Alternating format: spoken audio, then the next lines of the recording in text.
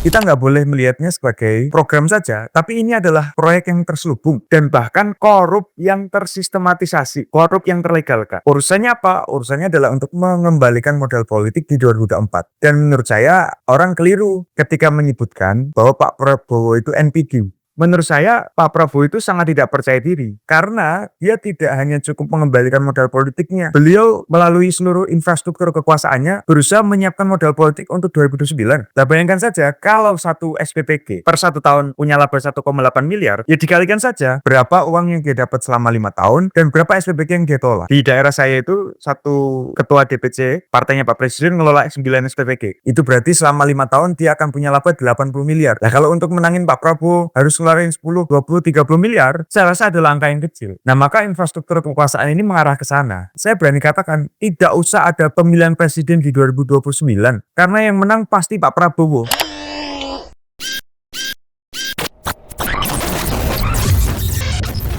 Rasanya keterbukaan mendengarkan inilah yang hari ini terjadi krisis di dalam level pemerintahan kita. Karena berkali-kali kita bicara soal MTG, soal Podcast Merah Putih, tapi tidak ada satupun yang mendapatkan respon positif. Saya kira Pak Prabowo harus suatu saat jadi narasumber dari Ngabuburit ini, biar beliau belajar bahwa semakin tinggi kualitas manusia, semakin terbuka batinnya. Saya ingin kita flashback. Ini kita sudah masuk di bulan Maret, kemarin bulan Februari.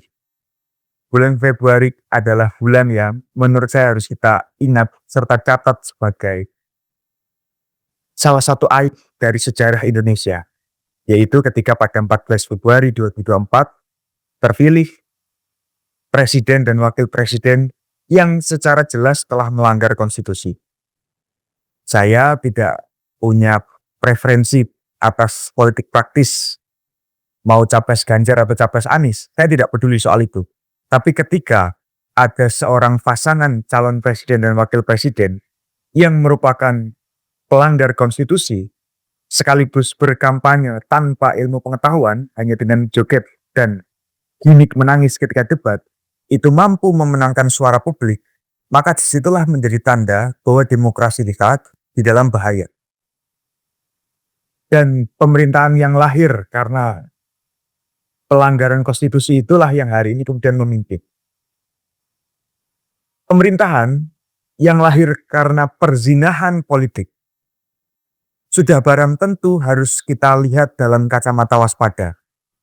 Kita tidak bisa sedemikian rupa berprasangka baik. Karena sejak awal dia lahir karena perzinahan.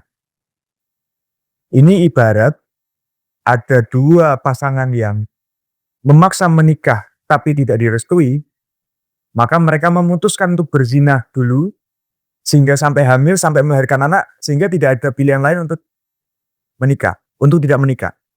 Itu yang terjadi di pemerintahan kita hari ini. Mirip situasinya seperti itu. Dan karena terjadi dengan mekanisme yang sangat luar biasa tidak bermoral, maka sejak awal kita harus menatap dengan waspada. Apalagi kita melihat bahwa perputaran uang di dalam politik 2024 itu luar biasa fantastis. Salah satu elit Partai Golkar menyebutkan bahwa perputaran uang di 2024 itu hampir 1.000 triliun. Itu uang yang kalau kita konversi menjadi gaji politik kepala daerah, legislatif maupun sampai presiden, rasanya kok tidak bisa balik ke modal. Kalau hanya dengan gaji yang halal. Maka dari peristiwa politik yang sejak awal sudah korup adalah barang pasti pemerintahnya juga akan korup. Korup dan korupsi pasti rekan-rekan guru besar di sini sudah sangat bisa membedakan bahwa korupsi itu tindak pidana yang terverifikasi secara hukum. Sementara korup itu ya segala tindakan yang memiliki unsur koruptif. Nah, terhadap korup inilah yang menurut saya pasti terjadi di semua tempat. Kalau di level pilkada saja, satu kepala daerah yang terpilih bisa mengeluarkan 100 miliar untuk menjadi kepala daerah, sementara gajinya selama 5 tahun kalau halal hanya sekitar 2 sampai 5 miliar, maka dari mana dia akan membalikan modal politik yang 95 miliar? Maka korup inilah yang membuktikan, korup inilah yang menunjukkan gejala yang hari ini terjadi di hampir semua program. Salah satunya MBG yang kami soroti dengan sangat serius. MBG ini kan sejak awal keliru karena telah melanggar konstitusi. Pasal 31 ayat 4 tentang mandatory spending pendidikan. Kita belum bicara soal korupsi di dalam MBG dulu. Kita bicara soal sumber keuangan MBG. Sumber keuangan saja sudah melanggar konstitusi karena merampas anggaran pendidikan. Anggaran pendidikan yang dimandatkan oleh konstitusi harus 20%, dirampas oleh MBG hampir 30% anggaran pendidikan, sehingga hanya 14% uang yang benar-benar untuk pendidikan. Jadi 100% uang pendidikan, 30%-nya diklaim untuk MBG. Sisanya untuk pendidikan. Nah, sisanya ini hanya sekitar 14%. Artinya MBG telah melanggar konstitusi. Karena pendidikan yang harusnya 20% menjadi hanya 14%. Itu masalah yang pertama. Masalah yang kedua adalah logika yang berlangsung di dalam MBG bukan logika program, tetapi logika proyek. Karena satu SPPG dibangun oleh investor, yang investor itu akan meraih laba dari operasional sekaligus insentif dari pemerintah. Nah, logika investor, logika bisnis inilah yang kita kritik. Bahwa kalau logikanya yang proyek, kalau logikanya adalah bisnis, maka urusannya pasti bukan tentang memberi gizi atau memberi nutrisi, tetapi memperoleh laba sebanyak-banyaknya. Dan itu yang terjadi di banyak tempat sejak dari mekanisme penentuan siapa yang akan memiliki SPPG. Data ICW mengatakan bahwa 28% SPPG yang berdiri pada akhir 2025 lalu itu terafiliasi dengan partai politik. Sekitar 18% terafiliasi pada TNI dan Polri. Ini sebelum TNI dan Polri, ini sebelum Polri mendapatkan 1000 SPPG dari Presiden. Nah, dari situ saja kita sudah melihat bahwa ada indikasi bisnis yang terjadi di MBG ini berkaitan dengan mengembalikan modal politik di 2024. Dari 28% SPPG yang terafiliasi secara politik, yang paling tinggi rankingnya adalah partainya Pak Presiden. Partai yang mungkin paling banyak keluar uangnya untuk menangin Pak Presiden di 2024. Nah, maka dari sini kita nggak boleh melihatnya sebagai program saja, tapi ini adalah proyek yang terselubung dan bahkan korup yang tersistematisasi, korup yang terlegalkan. Urusannya apa? Urusannya adalah untuk mengembalikan modal politik di 2024. Dan menurut saya orang keliru ketika menyebutkan bahwa Pak Prabowo itu NPD, Narcissistic Prabowo Disorder. Keliru. Menurut saya Pak Prabowo itu sangat tidak percaya diri. Karena dia tidak hanya cukup mengembalikan modal politiknya. Beliau melalui seluruh infrastruktur kekuasaannya berusaha menyiapkan modal politik untuk 2029.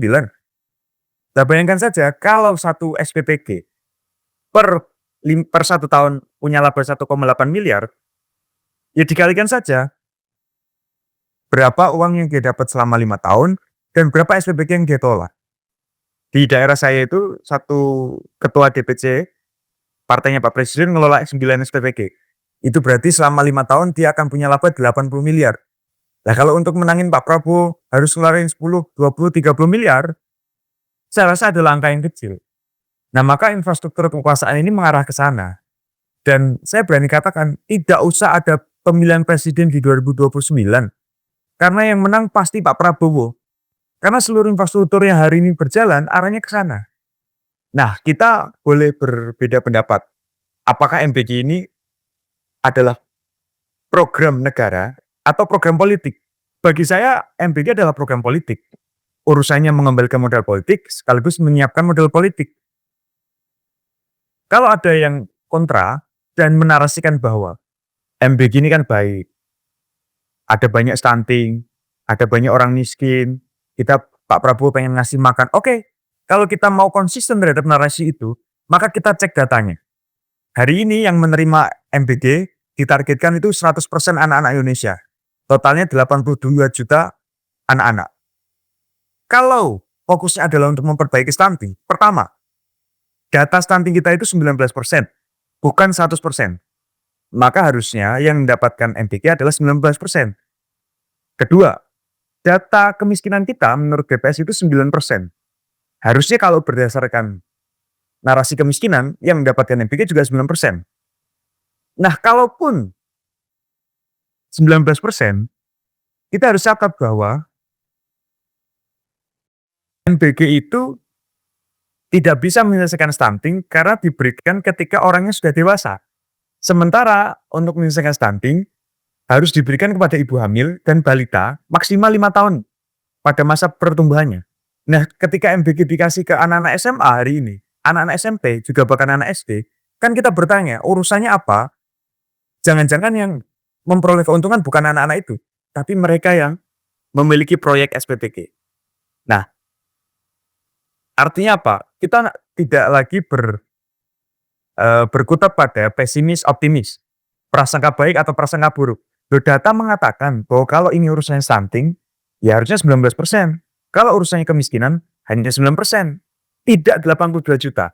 Nah, yang kita sesalkan adalah karena apa yang diucapkan itu tidak sejalan dengan apa yang dikatakan. Kalau Pak Prabowo pengen memperbaiki gizi, ya silakan diperbaiki. Kita clear bahwa tidak pernah meminta MBG dihentikan.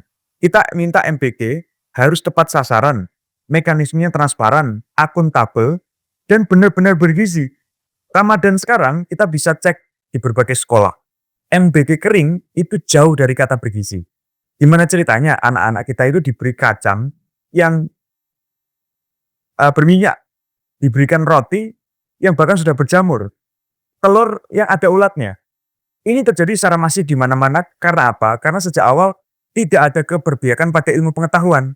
Karena mereka yang mendapat SPTK bukan karena relasi pengetahuan bahwa yang paling paham soal gizi dan paling paham soal catering lah yang mendapatkan SPTK, enggak.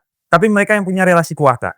Nah, seluruh catatan ini bagi kami adalah cara kami mencintai Republik.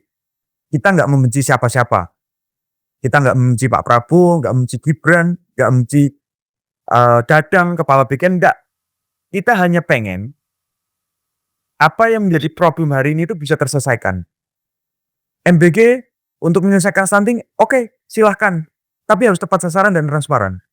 Sementara banyak masalah lain yang juga harus diselesaikan dan kita menuntut keberpihakan di situ. Pada kemudahan akses pendidikan sekaligus kesejahteraan guru yang rasanya itu diabaikan. Nah, kita dengan rasa cinta kepada tanah air berharap bahwa kabinet merah putihnya Pak Presiden Prabowo itu menjadi kabinet yang merahnya berani, putihnya suci. Jangan sampai menjadi kabinet merah putih yang merahnya itu adalah tanda bahaya dan putihnya tanda putus asa. Semoga kita tidak menjadi bagian dari orang-orang yang berputus asa pada rahmat Tuhan, meskipun kita berputus asa pada Prabowo Gibran. Assalamualaikum warahmatullahi wabarakatuh.